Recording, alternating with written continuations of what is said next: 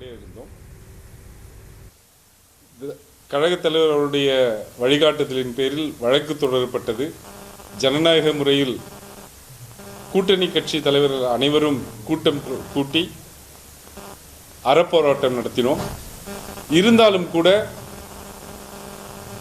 களத்தில் இருந்து எந்த ஒரு வாக்காளருடைய வாக்கும் நீக்கப்படக்கூடாது என்பதற்காக திராவிட முன்னேற்றக் கழகத்தினுடைய BLA2க்கள் பணியாற்றினார்கள். இருந்தாலும் கூட ஒவ்வொரு நாளும் தேர்தல் ஆணையம் எவ்வளவு படிவங்களை வழங்கினோம், எவ்வளவு படிவங்களை கணினி மயமாக்கினோம் என்ற ஒரு கணக்கை தந்து கொண்டே வந்தார்கள். ஏறக்குறைய 95% மேலான படிவங்கள் வழங்கப்பட்டு விட்டன என்று சொன்ன தேர்தல் ஆணையம் கணினிமயமாக்கப்பட்டது ஏறக்குறைய 75% 80% வரை கணினிமயமாக்கிட்டிருக்கிறோம்.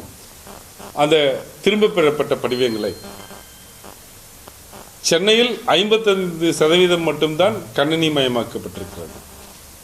ஆனால் எத்தனை படிவங்கள் அல்லது எத்தனை சதவீத படிவங்கள் திரும்ப பெறப்பட்டன என்ற கணக்கை தேர்தல் ஆணையம் தரவே இல்லை. எவ்வளவு கொடுத்தோம் என்று சொல்கிறார்கள், எவ்வளவு கணினிமயப்படுத்தினோம் என்று சொல்கிறார்கள், எவ்வளவு திரும்ப பெற்றோம் என்பதை சொல்லவே இல்லை. இது பல வாக்காளருடைய வாக்குகளை நீக்கிவிடும் அச்சம் இருக்கிறது.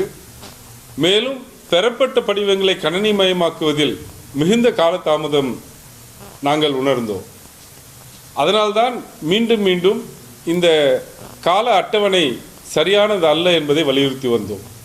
மேலும் பருவமழை காரணமாக இந்த பணிகள் பாதிக்கக்கூடிய வாய்ப்புகள் நிறைய இருக்கிறது என்பதையும் சுட்டிக்காட்டினோம். அதற்கு ஏற்றாற்போல் தற்போது வந்திருக்கக்கூடிய புயலும் அந்த பணிகளை பாதிக்கக்கூடியதாக இருக்கிறது. இந்த நிலையில் தேர்தல் ஆணையம் திராவிட முன்னேற்றக் கழகத்தினுடைய அந்த நியாயமான வாதத்தை ஏற்று ஒரு வார காலத்திற்கு இந்த கணக்கீட்டு காலத்தை நீட்டித்திருக்கிறது. அது உண்மையிலேயே திராவிட முன்னேற்றக் கழகத்திற்கு அதனுடைய ஜனநாயக போராட்டத்திற்கு கிடைத்த வெற்றியாக நாங்கள் பார்க்கிறோம்.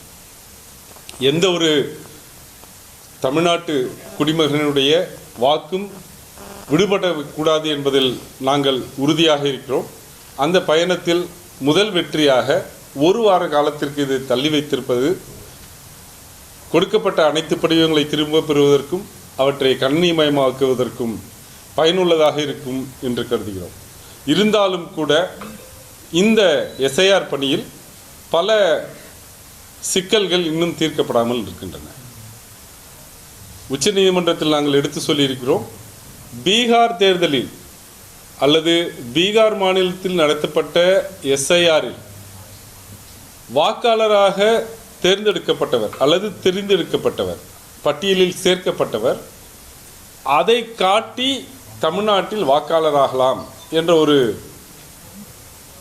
13வது ஆவணமாக அதை நாங்கள் ஏற்றுக்கொள்வோம் என்று கூறியிருப்பது எந்த விதத்திலும் ஒப்புக்கொள்ளக்கூடியது அல்ல. அதாவது அந்த வாக்காளர் பீகாரில் சாதாரணமாக வசிக்கக்கூடியவர் என்பதை 1ஆம் தேதி ஜூலை மாதம் 2025 அன்று தேர்தல் ஆணையம் அறிவித்து அந்த வாக்காளர் நவம்பர் மாதத்தில் பீகாரில் வாக்களித்துவிட்டு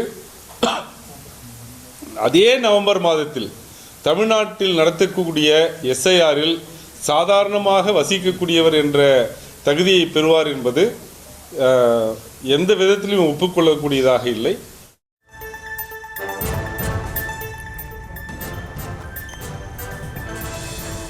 SIR படிவங்களுக்கான காலக்கெடு நீட்டிப்பு திமுகவிற்கு கிடைத்த வெற்றி என்று NR இளங்கோ தெரிவித்திருக்கிறார். அது தொடர்பான காட்சிகளை பார்த்தோம்.